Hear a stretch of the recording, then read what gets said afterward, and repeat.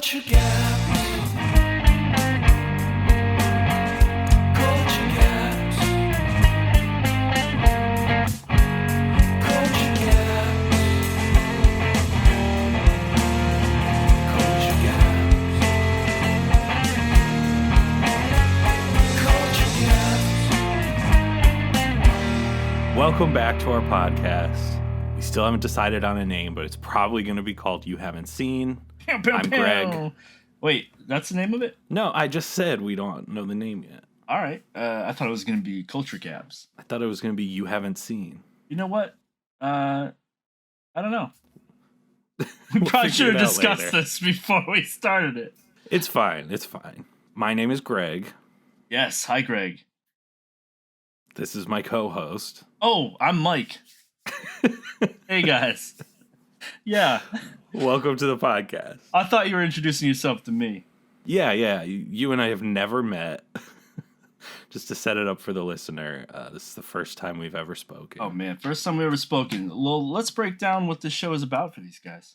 Yeah. So this show is about movies that we haven't seen. Movies that you would expect movie lovers like us would have seen, but haven't. Sometimes movies I haven't seen, sometimes movies Greg hasn't seen, sometimes both. But let me tell you a little bit about this episode, Greg. I would love to hear This is more gonna be about good, this episode. because this is a movie that you haven't seen. All right. All right. I like it. What's the movie? And there's gonna be a little challenge behind it. Let me set up the premise. While you're watching Wow. this movie, here's the challenge. Mm-hmm. You have to watch it at 50% extra speed, and if you go below that speed, Wait, what? you have to watch it 50% faster. And if you go What? below that, How am I supposed to watch it 50% faster? listen, if you go below 50, the whole thing's gonna go wrong, okay? Oh, I get it. This is a bit. This is a bit because you know what movie you're watching? I think I can take a guess. Speed. Peed? Speed. Oh, I thought you said peed. Like you Peed. peed. You peed a little bit. I did. I got so excited. I was ready to tell you because this movie's got. Do you know who this movie? Who's in this movie? Like, I mean, I didn't know who was in Rain Man. So, Yeah, Keanu Reeves is in Speed. and I also want to say there's a female lead of some sort. Couldn't tell you who. I feel like there's also like a villain or cop character or something who's like Tommy Lee Jones or someone like that. oh boy, The person who's not on the bus but is like communicating with people on the bus. I just assume that's happening in the movie. I haven't seen it. Yeah. But I assume it's like Die Hard, where there's like the guy on the ground talking to the protagonist who's in the thick of it. You know, maybe this movie's a little predictable. So, the female lead is a pretty woman who goes by the name of Julia Roberts.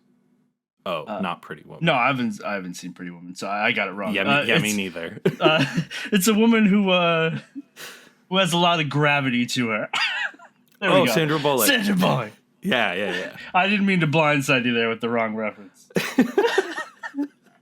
Oh, you were trying to lead me to Sandra Bullock and just thought that Sandra Bullock was in Pretty Woman. Yeah, I got it confused. Got it. You know what? Now that you mentioned Julia Roberts, this whole time, every movie that Julia Roberts was in, I thought it was Sandra Bullock. So What? this is mind-blowing to me. Do you know who Sandra Bullock and Julia Roberts are? Same person. They look nothing alike. I guess not. One of them's in the Peter Pan movie, Hook. Yeah, that's Julia Sandra Roberts. Bullock. Oh. Okay. She plays Tinkerbell. Tinkerbell. Well, like Tinkerbell, I don't have a segue for this. Like Tinkerbell, you're gonna be applauding this movie. You're gonna love it. I assume so. I actually don't think you're gonna like it. I mean, people seem to love it. It's a classic, right? I think it's because people love Keanu Reeves, especially now. But I was gonna say, now they do. But I think, when this movie came out, I don't think Keanu was that well loved. That's fair. But yeah, I'm definitely interested to see. I'm sure it'll be a fun thrill ride. Thrill ride. At the very least, it's an interesting premise, right?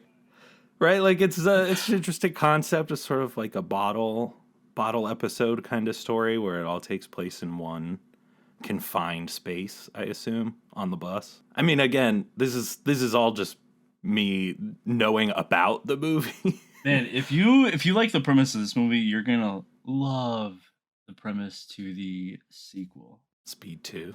Yeah, Speed 2. Are they like on a submarine? That's pretty much the same exact movie. You also get a little bit of Jeff Daniels in it. If you he's the guy that I was saying would be like the Tommy Lee Jones type guy. Yeah. Who do you like more? Yeah. Jeff Daniels or Tommy Lee Jones? Jeff Daniels got more range, I think. What do you like better? Jack Daniels or Jamie Lee Curtis? Jamie Lee Curtis. Oh. Not a big fan of bourbon. This is gonna be your favorite Keanu Reeves movie. Probably not. What do you think of Matrix? Matrix Resurrections. That's the best of all the Matrix movies. Really? that is it's a boiling hot take. Said no one ever. Yeah, I actually really did love it though. Wow. I liked it a lot more than the original Matrix movies. I did not understand it. Yeah, that's fair. If you're gonna make a Keanu Reeves movie, you gotta keep it simple, like Speed. Yeah. So I mean, I'm looking forward to it. I think Speed is, it's one of those movies that I've heard a lot about, and I feel like I could probably tell you the whole plot of it right now, even though I've never seen it. I think you have. So I'm pretty curious to see if it lives up to the hype. All right. Well, get to watching. Yeah, I'm going to go watch it right at this very moment, and then we'll be right back in 10 seconds after we've both watched it at 50% speed. 50 times speed. Yeah, 50x speed. It's just going to shoot all the frames into our eyeballs in 5 seconds and then come right back. Oh, yeah. I'm excited to rewatch this movie. This should be fun. All right. Deuces. It's been real. Culture Gas. All right, it's been 0.1 seconds and we're back. 0.1 seconds to watch one whole movie. Yeah, it was just shot into our eyeballs like we said it was going to do. So at this point, you have seen Speed, the iconic action movie. It's true. I have seen Speed now. You have. I got to say, it's really good. It's a good movie. It is really good. It's very well made. It is. And I forgot that too. Yeah. Because I was so into it rewatching it. It was crazy. Yeah, I was really pleasantly surprised with it. I think I kind of avoided watching it because I was like, oh, I know what that movie's going to be. It seemed very paint by numbers. Even when we were talking before in the previous segment, you were like, yeah, it sounds like the general structure of this movie. And I did, but yeah, that doesn't mean that the execution wasn't really well done, Yes. It's formulaic, but probably one of the best examples of the formula. Definitely. Actually, Amelia hasn't seen it either, my wife. Oh. And she was sleep deprived from having a baby. Yep. And stayed up and watched the entire thing at night. Because it was that gripping. It was so gripping that she stayed wide awake for it. Yeah? I was surprised. Makes sense. It's actually something I noted down about the movie, which was that it constantly keeps you at the edge of your seat, and as soon as the thing ends that's keeping you on your seat, another thing starts. Yeah. Immediately. I wrote that exact same thing, how the movie stacks conflict. But it's not even just that when one conflict is resolved, there's a new one. Sometimes it's like there's one conflict and then they just add a new one on top and you're just layering conflicts, which I think is what I didn't realize was going to happen in this movie that made it so interesting. Because people talk about this movie like they just are like, oh yeah, it's that movie where the bus has to go fast or it blows up. That's what it boils down to. And you're like, okay, that doesn't sound like it can sustain even an hour and a half of film. But then when you watch it, you realize there's so much more to it than that. There's character stuff, there's miniature conflicts, there's constant like, oh, what if we hit traffic? What if the freeway runs out? What if this lady tries to jump off the bus and gets herself blown up, Yeah. Some good stuff in there. I think the gimmick overshadows how good the movie is. Because that's such a big gimmick. Yeah, for sure. For a description of the movie. So it just takes away from how actually good it is, which Agreed. I forgot, to be honest with you. Very interestingly, right away in watching the opening credits, I already had a note, which was this movie, the writing is credited to Graham Yost, who went on to create a little show called Justified. Really? Yeah. Isn't that I crazy? love Justified. Yeah, I didn't know too. this. It's amazing. Wow. Yeah, Graham Yost went on to have a pretty successful career after this movie, including Justified. And then I spent the rest of the movie imagining Timothy Olyphant in the Keanu Reeves role. And I was like, I kind of wish it were Timothy Olyphant in this movie. Wow. See, my opening notes were much different than that. I wrote, how long is this fucking elevator? I said that out loud to Jeremy when we were watching it. I was like, this is a huge elevator shaft.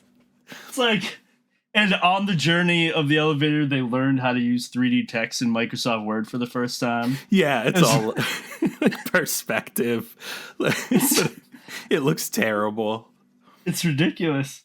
Yeah, I was laughing at that. But yeah, then we find out it's 46 floors, so I guess it makes sense why it goes on so long. Yeah, it's crazy because that whole opening, like, bombing is like its own contained storyline. Right. Just to set up the bad guy of the movie, which is insane. Well, I thought it was funny, too, because right away at the beginning when Keanu and Jeff Daniels are talking about the theoretical hostage situation, Keanu's like, shoot the hostage. It's like is that your Keanu? Yeah, I was just like immediately like, okay, well that's gonna come back in the third act of this movie. He's gonna have to shoot the hostage so Dennis Hopper can't get away. But then it was like I only had to wait like 10 minutes. It was not the end of the movie. It was like 10 minutes later that it pays off. I just thought that was so funny. It's like Chekhov's gun with shooting the hostage, except it pays off. Like, it's set up and paid off in the first act. Yeah. How'd you like their intro, Jeff Daniels and Keanu? Flying over the road in the cop car. That made me laugh so hard. The amount of air they got. Oh, man. That was so cool for 1994. Well, the other funny thing to me was like Keanu's bravado in this movie is hilarious compared to what his persona is now. Like now he's just like the chill, like Zen steely guy. Yeah, he's like does badass stuff but doesn't break a sweat. And in this movie, he's like chewing gum and like being like, "You shoot your wad too soon." All his catchphrases. Yeah, he's so blustery. It's just such a different Keanu. But he played a smart character who was very perceptive, so that was also kind of cool with it. Not just like some crazy dude who's trying to be macho. Yeah. I don't know. I did kind of want everyone in the elevator to die, though. They were so annoying. The movie really did not make you sympathize with them. No, most of the hostages. That lady who wouldn't get out of the elevator at the end, she's just like, no. God. I'm like, lady, die or don't. Man, Amelia must have screamed at the screen like 10 times, being like, why aren't you moving? To her, to the people on the bus, like, why are you going so slow? What is wrong with you? Yeah, it's maddening. Let these people die. God. What about Jeff Daniels? How'd you feel about him? I actually had a note there. Very interesting casting. It's not who I would have expected to be in that role at all. I think he does a pretty good job. He's a decent actor. He has range, but there is a little piece of trivia I have around that, though. So originally, they wanted to cast Ed Harris in that role. And in the original screenplay, that character actually would turn out to be the bomber. I was gonna say, if Ed Harris is in it, he's got to be the bomber. Yeah. That was So- the whole idea with the script at first, was that the best friend character in the first act would end up secretly being the bomber the whole time. Wow. But then when they cast Jeff Daniels in the role, they were like, that's not really believable. Jeff Daniels would be the bad guy. So then they rewrote the script and added the Dennis Hopper character to be the bad guy. Yeah.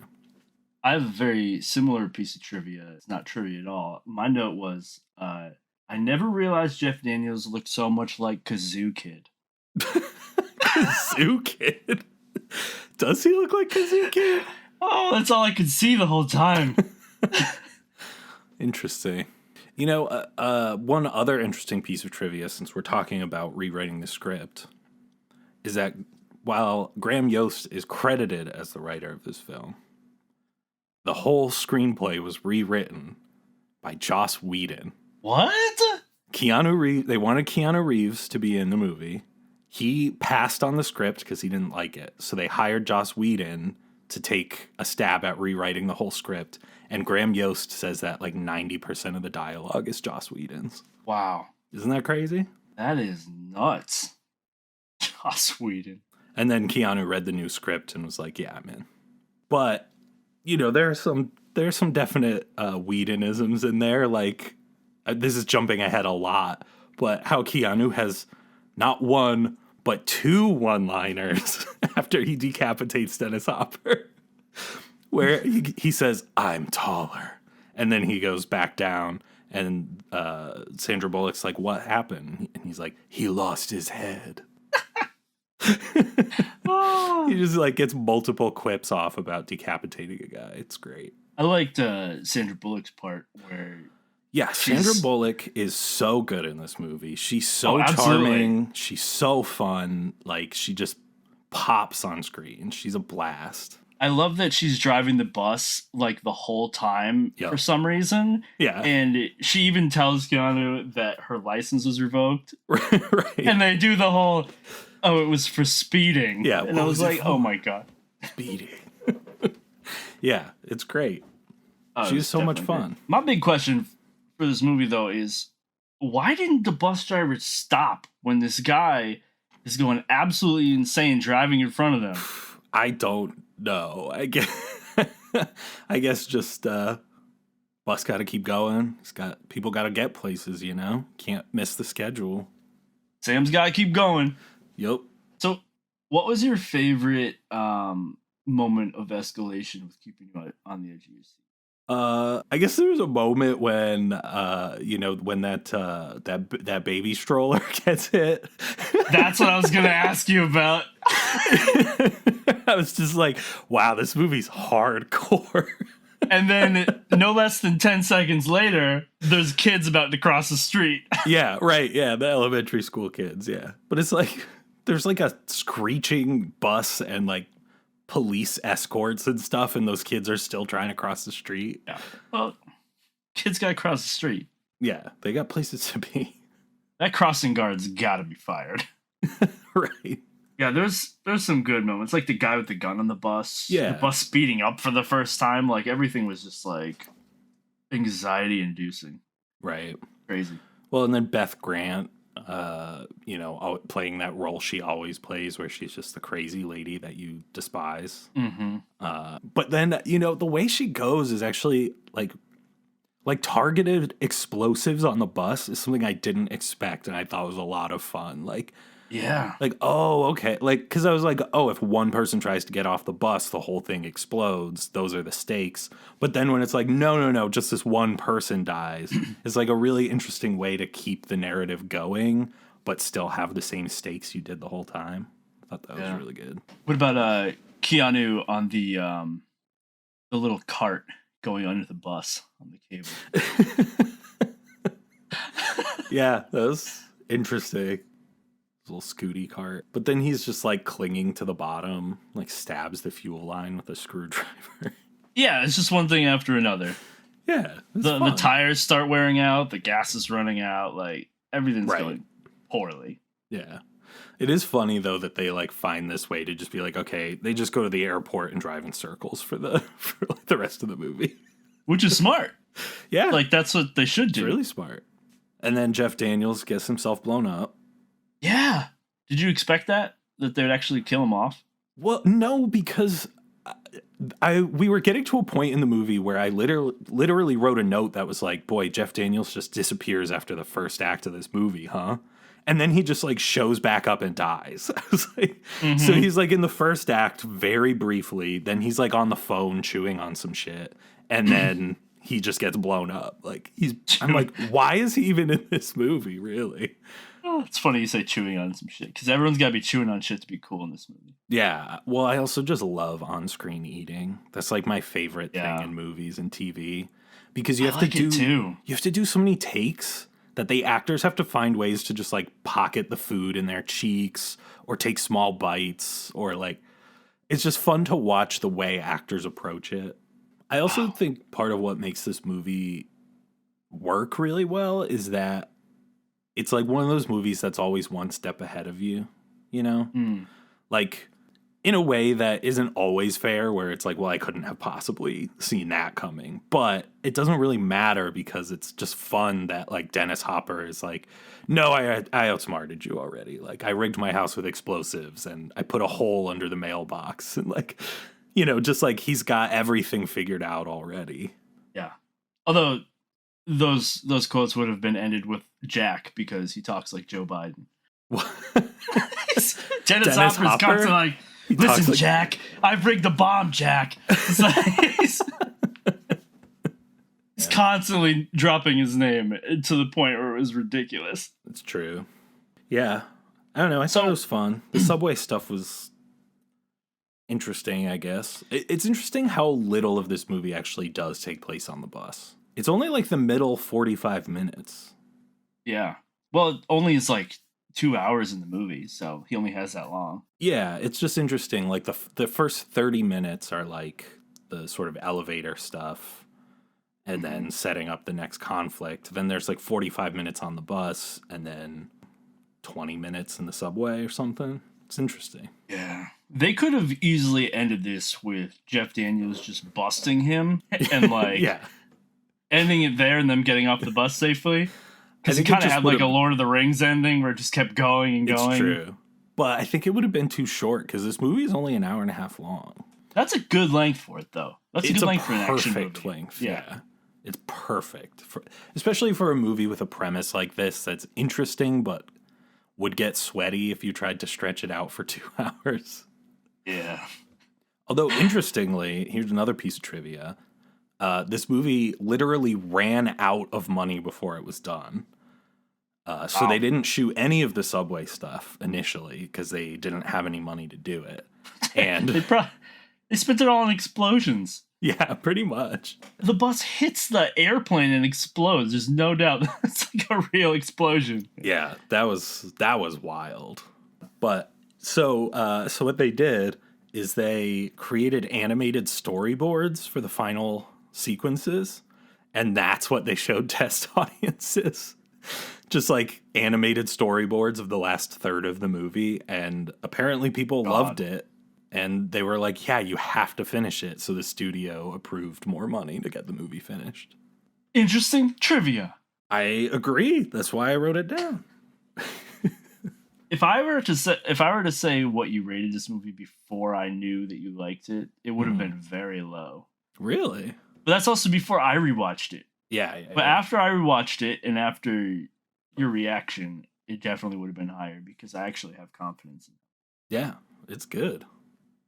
You know, the one other thing I thought was interesting about this movie is that it came out like weeks before the famous OJ chase that was like highly televised and like became one of the highest rated moments in television history of just like this, you know, helicopters following this live chase in LA.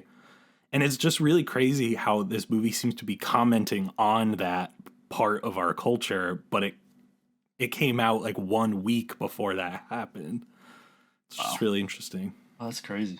Yeah, I don't know. I don't know what else to say about this movie. I thought it was a lot of fun. I guess I'm glad I watched it. I don't really know why I put it off for so long, except that I thought it would be really formulaic.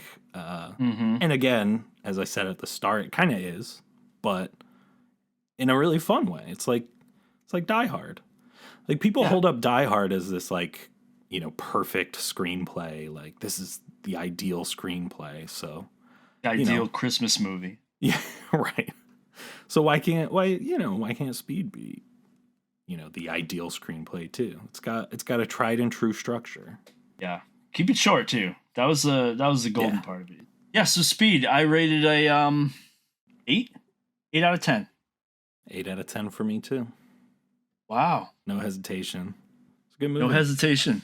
Yeah, it's really good. It is. People should watch Speed. Are you gonna watch Speed 2? That's the real question. Jeremy told me it was terrible. Yeah. He said it's the exact same thing, but on a boat. Yeah. So, sounds pretty terrible. I don't even know who's in Speed 2. It's I think Sandra it's Bullock just and Sandra someone Bullock. else. Oh. There's another male lead. I just don't know who it is, right? I think it was directed by the same guy as the first one. Willem Dafoe's in it. Interesting. I do like Willem Dafoe. Yeah, so we're definitely not going to do Speed 2, right? I don't think so. No one's clamoring Yeah. for that. No one's like, wait, you've never seen Speed 2? You know someone's going to say that to us after they listen to this. If they do, we'll add it to the list. Yeah, we'll see. We both have never seen Speed 2, and I don't think we want to. No, I think the first one was enough. Yeah. It's interesting that Jeremy didn't want to rewatch the movie. He watched the beginning of it with me. Then Yeah. he just went and did other stuff. He probably watched the credits because they were so damn long. No, he watched all the way up till the end of the elevator segment. Oh wow, He did warn me ahead of time he was probably going to wander away. that's fair. Yeah. So that was Speed. How do we end these segments? Yeah, what about what you've been watching recently? Oh yeah.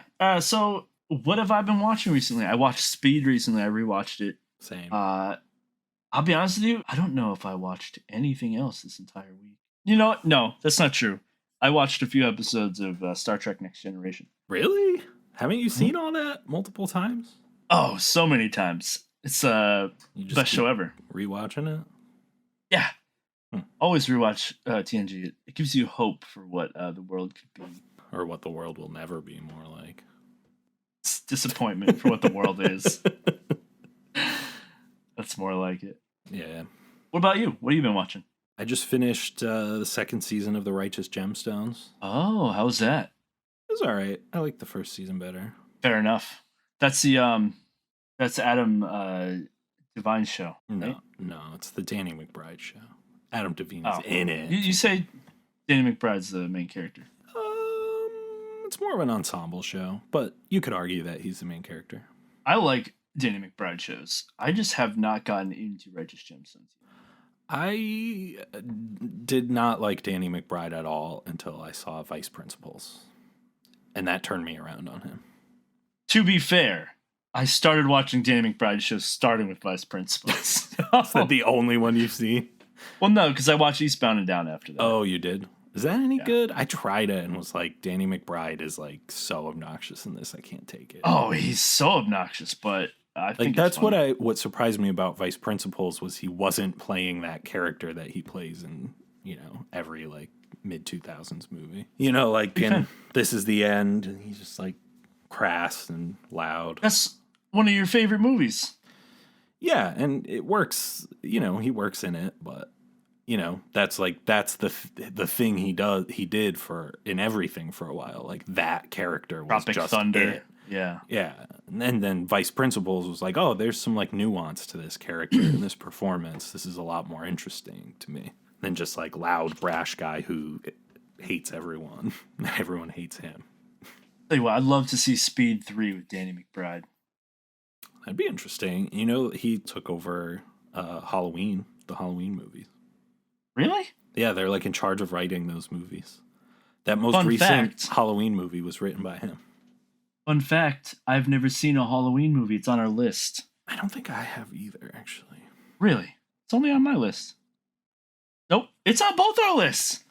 We both haven't seen Halloween. Yeah. We're also not doing Halloween next. No, but we do need to figure that out for the next episode. You know what? Let's get to it. These people have heard enough. People. This person.